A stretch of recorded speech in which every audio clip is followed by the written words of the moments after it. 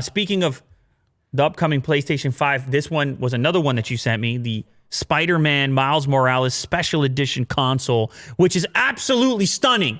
That's according to T3. That's their headline.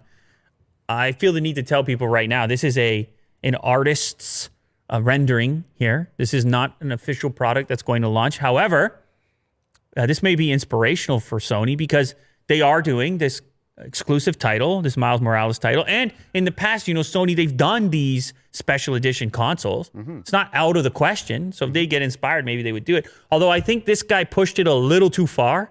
I understand you would if you were a concept artist like this. I think if Sony did this, they would do it how it is, but without the huge spider on the side. More subtle. I think that pushed it just a...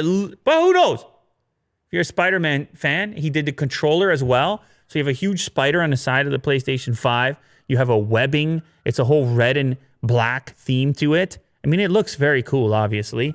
By the way, we should shout out the artist here. Giuseppe Spinelli created this jaw-dropping system for tech website Let's Go Digital. Of course, based on the Miles Morales game, it's got the black and red, the red glowing from where the grills are on the PlayStation 5. It's definitely worth a peek, and I would expect to see some special edition PlayStation 5s along the way. Probably not this soon, though, Will.